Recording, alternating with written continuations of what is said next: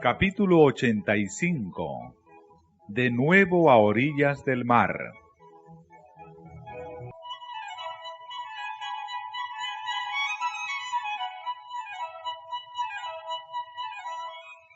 Jesús había citado a sus discípulos a una reunión con él en Galilea, y poco después que terminara la semana de Pascua, ellos dirigieron sus pasos hacia allá. Su ausencia de Jerusalén durante la fiesta habría sido interpretada como desafecto y herejía, por lo cual permanecieron hasta el fin. Pero una vez terminada esa fiesta, se dirigieron gozosamente hacia su casa para encontrarse con el Salvador, según él se lo había indicado.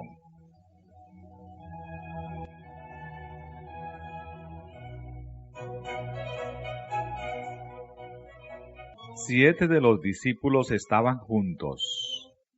Iban vestidos con el humilde atavío de los pescadores. Eran pobres en bienes de este mundo, pero ricos en el conocimiento y la práctica de la verdad, lo cual a la vista del cielo les daba el más alto puesto como maestros. No habían estudiado en las escuelas de los profetas, pero durante 3 años habían sido enseñados por el mayor educador que el mundo hubiese conocido. Bajo su instrucción, habían llegado a ser agentes elevados, inteligentes y refinados, capaces de conducir a los hombres al conocimiento de la verdad.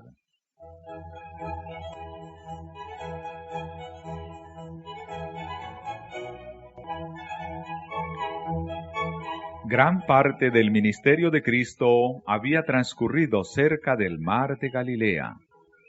Al reunirse los discípulos en un lugar donde no era probable que se los perturbase, se encontraron rodeados por los recuerdos de Jesús y de sus obras poderosas. Sobre este mar, donde su corazón se había llenado una vez de terror y la fiera tempestad parecía a punto de lanzarlos a la muerte, Jesús había caminado sobre las ondas para ir a rescatarlos. Allí, la tempestad había sido calmada por su palabra. A su vista estaba la playa donde más de 10,000 personas habían sido alimentadas con algunos pocos panes y pececillos. No lejos de allí estaba Capernaum, escenario de tantos milagros. Mientras los discípulos miraban la escena, embargaban su espíritu los recuerdos de las palabras y acciones de su Salvador.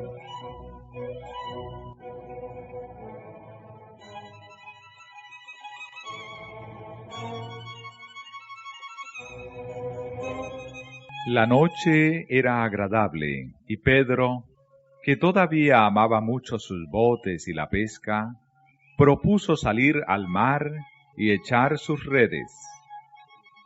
Todos acordaron participar en este plan.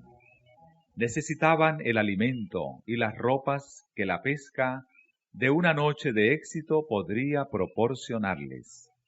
Así que salieron en su barco, pero no prendieron nada. Trabajaron toda la noche sin éxito. Durante las largas horas, hablaron de su Señor ausente y recordaron las escenas maravillosas que habían presenciado durante su ministerio a orillas del mar. Se hacían preguntas en cuanto a su propio futuro y se entristecían al contemplar la perspectiva que se les presentaba.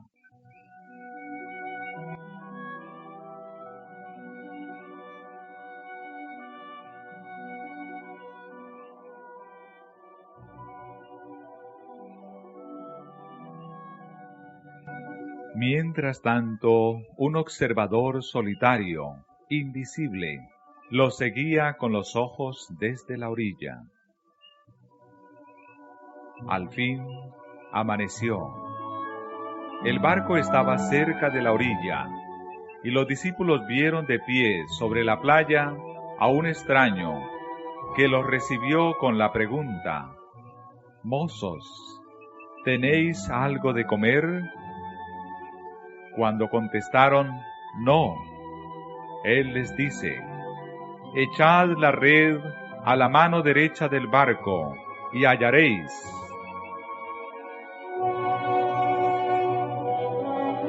Entonces la echaron, y no la podían en ninguna manera sacar, por la multitud de peces.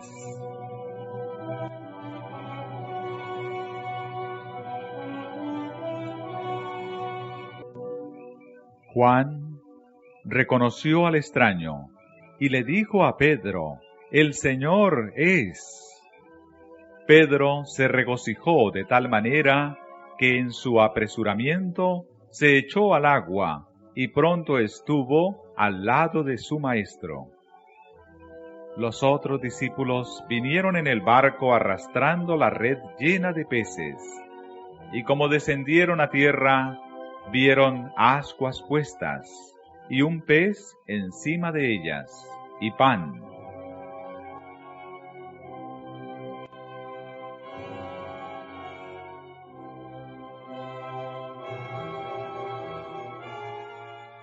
Estaban demasiado asombrados para preguntar de dónde venían el fuego y la comida. Díceles Jesús: «Traed de los peces que cogisteis ahora». Pedro corrió hacia la red que él había echado y ayudado a sus hermanos a arrastrar hacia la orilla. Después de terminado el trabajo y hechos los preparativos, Jesús invitó a los discípulos a venir y comer. Partió el pan y lo dividió entre ellos, y fue conocido y reconocido por los 7. Recordaron entonces el milagro de cómo habían sido alimentadas las 5,000 personas en la ladera del monte, pero los dominaba una misteriosa reverencia, y en silencio miraban al Salvador resucitado.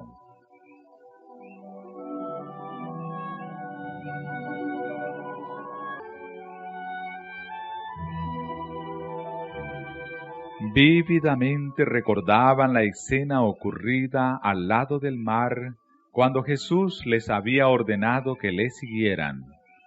Recordaban cómo a su orden se habían dirigido mar adentro, habían echado la red y habían prendido tantos peces que la llenaban hasta el punto de romperla. Entonces Jesús los había invitado a dejar sus barcos y había prometido hacerlos pescadores de hombres. Con el fin de hacerles recordar esta escena y profundizar su impresión, había realizado de nuevo este milagro. Su acto era una renovación del encargo hecho a los discípulos. Demostraba que la muerte de su maestro no había disminuido su obligación de hacer la obra que les había asignado. Aunque habían de quedar privados de su compañía personal y de los medios de sostén que les proporcionara su empleo anterior, el Salvador resucitado seguiría cuidando de ellos. Mientras estuviesen haciendo su obra, proveería a sus necesidades. Y Jesús tenía un propósito al invitarlos a echar la red hacia la derecha del barco. De ese lado estaba Él en la orilla. Era el lado de la fe. Si ellos trabajaban en relación con Él y se combinaba su poder divino con el esfuerzo humano, no podrían fracasar.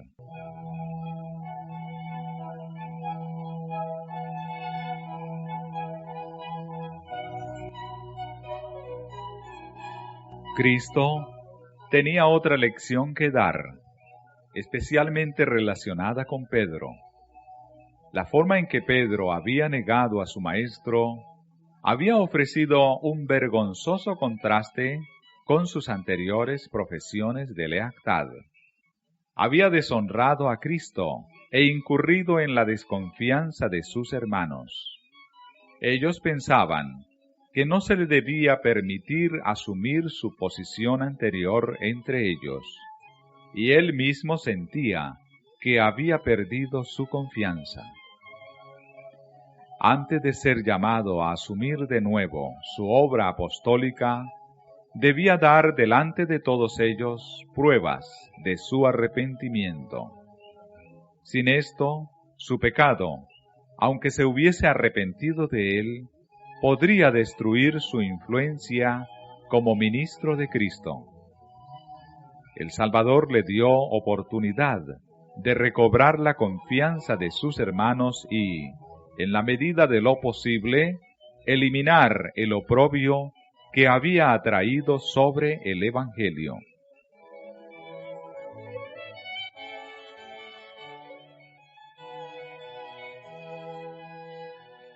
En esto es dada una lección para todos los que siguen a Cristo.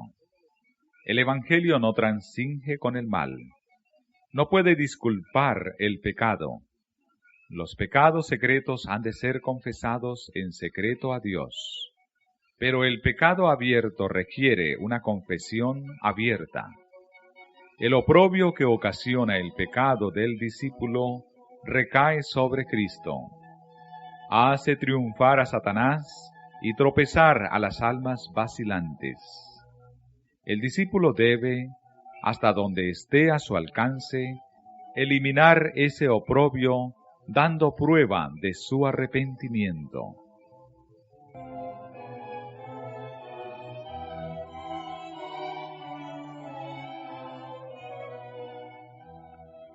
Mientras Cristo y los discípulos estaban comiendo juntos a orillas del mar, el Salvador dijo a Pedro, refiriéndose a sus hermanos: Simón, hijo de Jonás, ¿me amas más que estos? Pedro había declarado una vez: aunque todos sean escandalizados en ti, yo nunca seré escandalizado. Pero ahora supo estimarse con más verdad. Sí, Señor, dijo, tú sabes que te amo.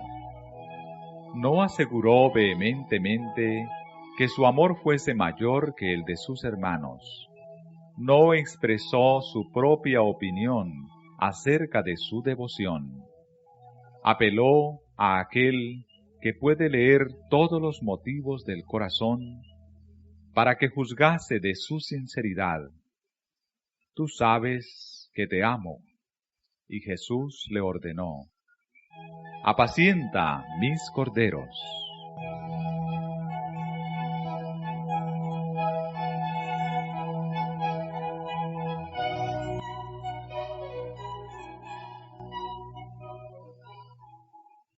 Nuevamente Jesús probó a Pedro, repitiendo sus palabras anteriores: Simón, hijo de Jonás, ¿me amas? Esta vez no preguntó a Pedro si le amaba más que sus hermanos. La segunda respuesta fue como la primera, libre de seguridad extravagante: sí, Señor, tú sabes que te amo. Y Jesús le dijo: apacienta mis ovejas.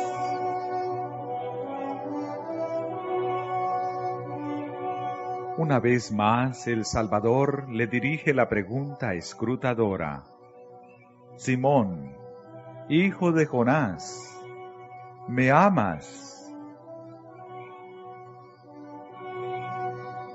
Pedro se entristeció. Pensó que Jesús dudaba de su amor. Sabía que su maestro tenía motivos para desconfiar de él, y con corazón dolorido contestó: Señor, tú sabes todas las cosas, tú sabes que te amo.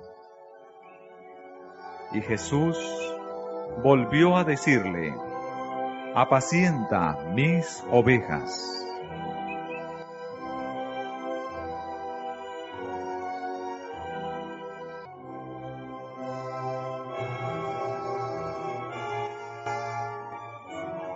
Tres veces había negado Pedro abiertamente a su Señor, y tres veces Jesús obtuvo de él la seguridad de su amor y lealtad, haciendo penetrar en su corazón esta aguda pregunta, como una saeta armada de púas que penetrase en su herido corazón.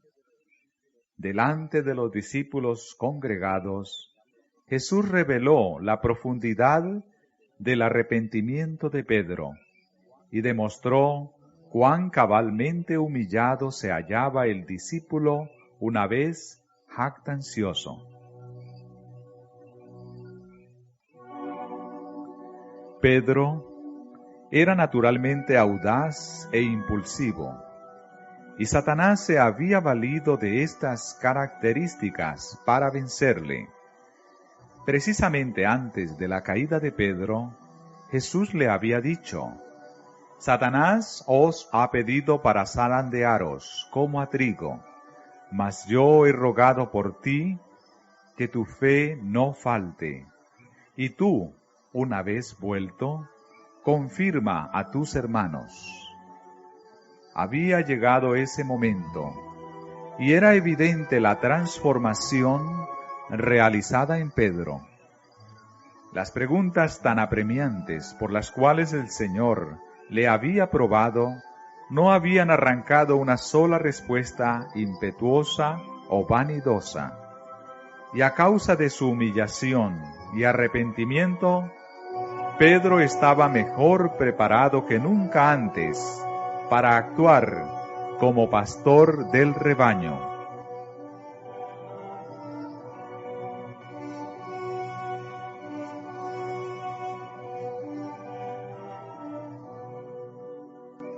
La primera obra que Cristo confió a Pedro, al restaurarle en su ministerio, consistía en apacentar a los corderos. Era una obra en la cual Pedro tenía poca experiencia. Iba a requerir gran cuidado y ternura, mucha paciencia y perseverancia. Le llamaba a ministrar a aquellos que fuesen jóvenes en la fe, a enseñar a los ignorantes, a presentarles las Escrituras y educarlos para ser útiles en el servicio de Cristo. Hasta entonces Pedro no había sido apto para hacer esto, ni siquiera para comprender su importancia. Pero esta era la obra que Jesús le ordenaba hacer ahora. Había sido preparado para ella por el sufrimiento y el arrepentimiento que había experimentado.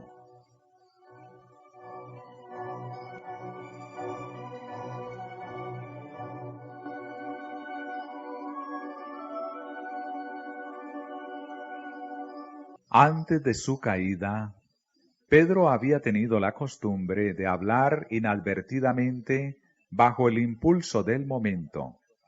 Siempre estaba listo para corregir a los demás, para expresar su opinión, antes de tener una comprensión clara de sí mismo o de lo que tenía que decir. Pero el Pedro convertido era muy diferente. Conservaba su fervor anterior, pero la gracia de Cristo regía su celo. Ya no era impetuoso, confiado en sí mismo, ni vanidoso, sino sereno, dueño de sí y dócil. Podía entonces alimentar tanto a los corderos como a las ovejas del rebaño de Cristo.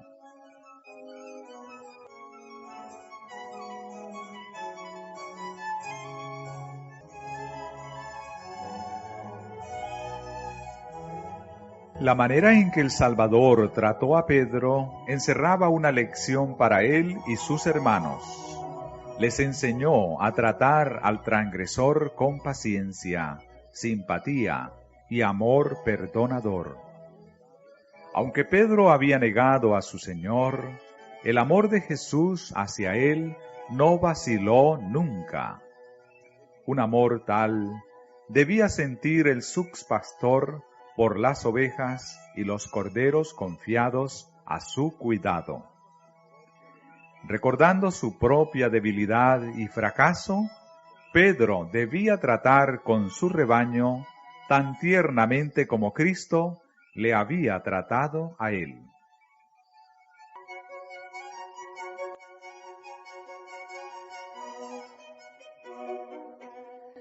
La pregunta que Cristo había dirigido a Pedro era significativa. Mencionó solo una condición para ser discípulo y servir.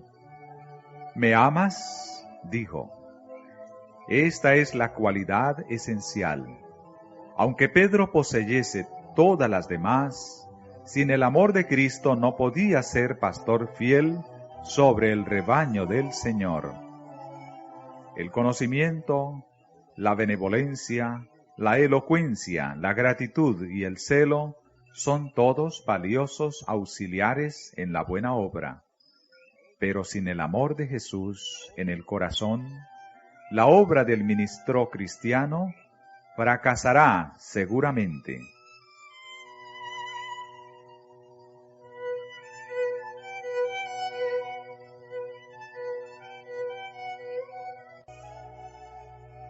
Jesús anduvo a solas con Pedro un rato, porque había algo que deseaba comunicarle a él solo. Antes de su muerte, Jesús le había dicho: «Donde yo voy, no me puedes ahora seguir, mas me seguirás después». A esto Pedro había contestado: «Señor, ¿por qué no te puedo seguir ahora? Mi alma pondré por ti». Cuando dijo esto, no tenía noción de las alturas y profundidades a las cuales le iban a conducir los pies de Cristo. Pedro había fracasado cuando vino la prueba, pero volvía a tener oportunidad de probar su amor hacia Cristo. A fin de que quedase fortalecido para la prueba final de su fe, el Salvador le reveló lo que le esperaba. Le dijo que después de vivir una vida útil, cuando la vejez le restase fuerzas, habría de seguir de veras a su Señor. Jesús dijo: «Cuando eras más mozo, te ceñías e ibas donde querías. Mas cuando ya fueres viejo, extenderás tus manos y te ceñirá otro, y te llevará a donde no quieras». Y esto dijo, dando a entender con qué muerte había de glorificar a Dios.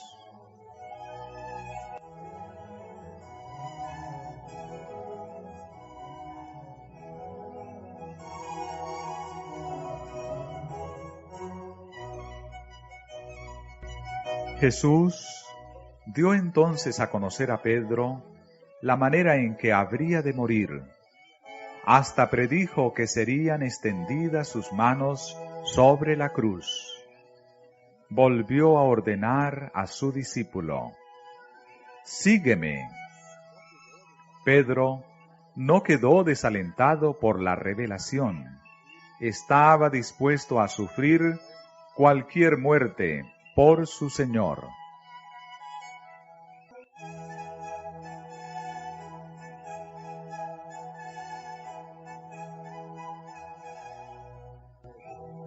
Hasta entonces Pedro había conocido a Cristo según la carne, como muchos le conocen ahora, pero ya no había de quedar así limitado. Ya no le conocía como le había conocido en su trato con él en forma humana. Le había amado como hombre, como maestro enviado del cielo, ahora le amaba como Dios. Había estado aprendiendo la lección de que para él Cristo era todo en todo. Ahora estaba preparado para participar de la misión de sacrificio de su Señor. Cuando por fin fue llevado a la cruz, fue, a petición suya, crucificado con la cabeza hacia abajo. Pensó que era un honor demasiado grande sufrir de la misma manera en que su Maestro había sufrido.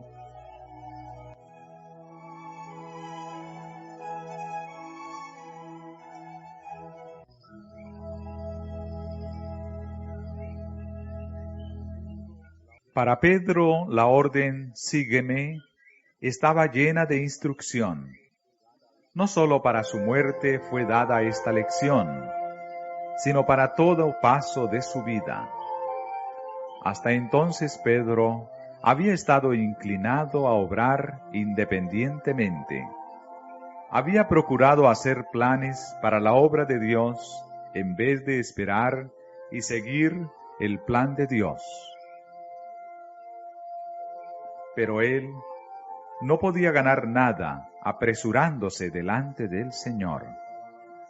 Jesús le ordena: «Sígueme, no corras delante de mí, así no tendrás que arrostrar solo las huestes de Satanás. Déjame ir delante de ti, y entonces no serás vencido por el enemigo».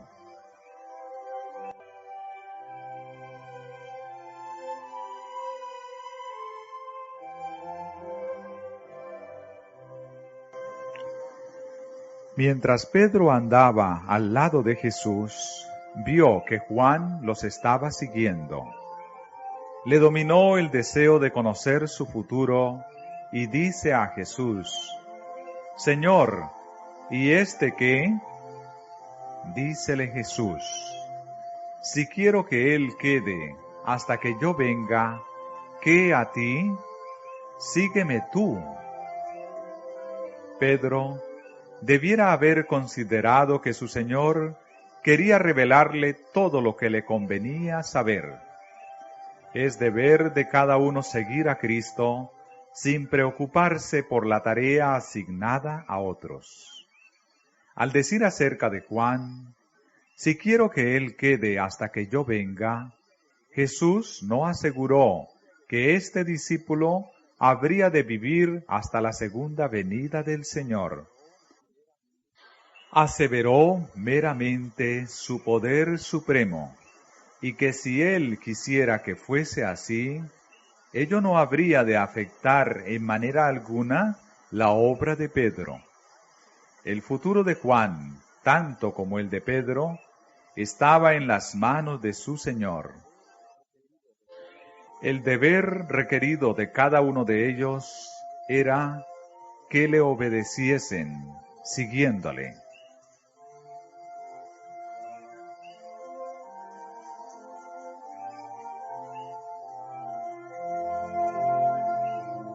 ¿Cuántos son hoy semejantes a Pedro?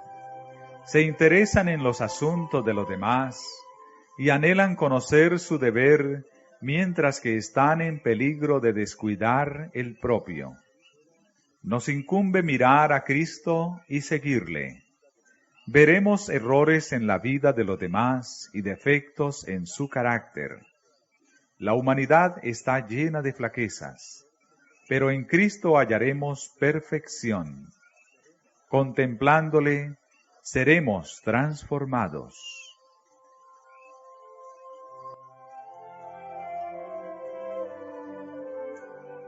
Juan vivió hasta ser muy anciano.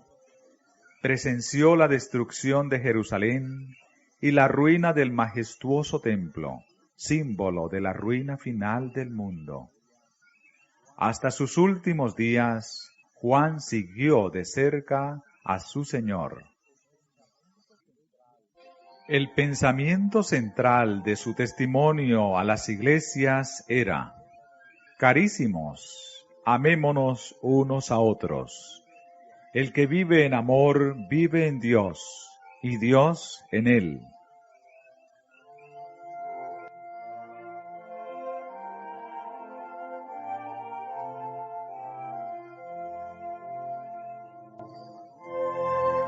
Pedro había sido restaurado a su apostolado, pero la honra y la autoridad que recibió de Cristo no le dieron supremacía sobre sus hermanos. Cristo dejó bien sentado esto cuando en contestación a la pregunta de Pedro, ¿y este qué?, había dicho, ¿qué a ti? Sígueme tú. Pedro no había de ser honrado como cabeza de la Iglesia. El favor que Cristo le había manifestado al perdonarle su apostasía y al confiarle la obra de apacentar el rebaño, y la propia fidelidad de Pedro al seguir a Cristo, le granjearon la confianza de sus hermanos. Tuvo mucha influencia en la Iglesia, pero la lección que Cristo le había enseñado a orillas del mar de Galilea la conservó Pedro toda su vida. Escribiendo por el Espíritu Santo a las iglesias, dijo: Ruego a los ancianos que están entre vosotros, yo, anciano también con ellos, y testigo de las aflicciones de Cristo, que soy también participante de la gloria que ha de ser revelada. Apacentad la grey de Dios que está entre vosotros, teniendo cuidado de ella, no por fuerza, sino voluntariamente, no por ganancia deshonesta, sino de un ánimo pronto, y no como teniendo señorío sobre las heredades del Señor, sino siendo dechados de la grey. Y cuando apareciere el príncipe de los pastores, vosotros recibiréis la corona incorruptible de gloria.